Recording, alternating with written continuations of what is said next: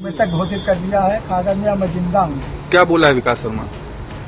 कि तुम मर गए और मुझे डांट कर भगा दिया है। शर्मा ने मेरी मृतक घोषित कर दिया कागज में। मैंने वीडियो के पास गया, सेक्रेटरी के पास गया, डीएम के पास गया, कप्तान के पास गया, मेरी कोई सुनाई नहीं हो रही। पहले तो बुढ़ापे से परेशान, फिर सरकारी लापरवाहियों की मार। इस बुढ़ापे का एकमात्र सहारा थी पेंशन, लेकिन अधिकारियों ने कागजों में जिंदा व्यक्ति को मारकर पेंशन भी बंद करा दी और अब बुजुर्ग दर बदर भटकने को मजबूर है। पॉइंट ब्लैंक में आज हम कौशाम्बी की बात करेंगे। ये 65 साल के चंद्रपाल हैं, जो अपने जिंदा होने का सबूत दे रहे हैं।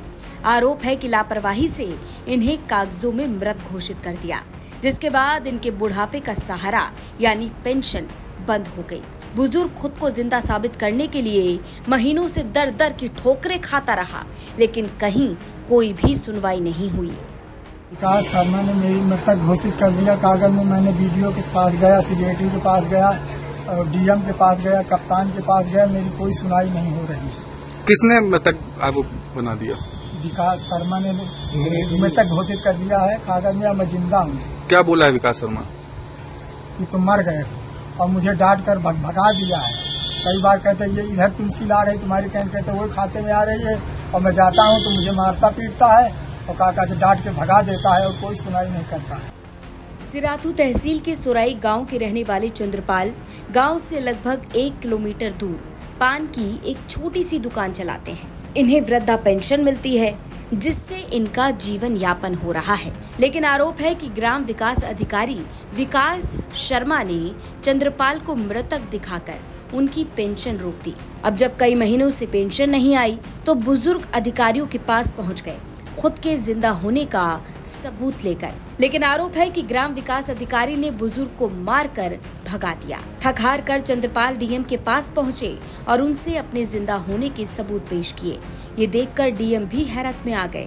घटना के संज्ञान में आने के बाद डीएम ने जांच के आदेश दिए और कहा कि जिम्मेदारी तय कर सख्त से सख्त कार्रवाई की जाएगी। को पेंशन मिल रहा था, लेकिन कागज में मृतक दिखा दिया, लेकिन वो मृतक है नहीं।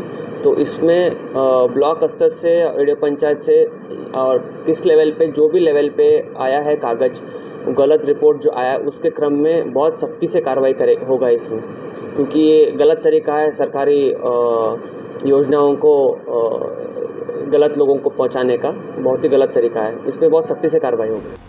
तो अधिकारी साहब तो अब कार्रवाई की बात कर रहे हैं, लेकिन सबसे बड़ा सवाल कि आखिरकार ऐसी नौबत आई ही क्यों? सोचिए जरा, क्या अब यूपी में ये नौबत आ गई कि लोग अपने जिंदा होने का सबूत दे रहे हैं? ऐसे में उठते हैं कई बड़े सवाल। पहला सवाल, कई बार शिकायत करने के बाद भी आखिर एक्शन क्यों नहीं लिया गया? दूसरा सवाल, बुजुर्ग को हो रही परेशानी का जिम्मेदार कौन है? तीसरा सवाल, पिछली रुकी हुई महीनों की पेंशन क्या वापस दी जाएगी? चौथा सवाल, कार्रवाई कब और क्या की जाएगी?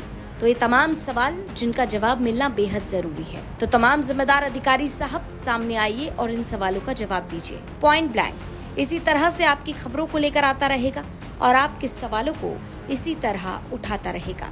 कौशाम्बी से अखिलेश कुमार की रिपोर्ट, यूपी तक।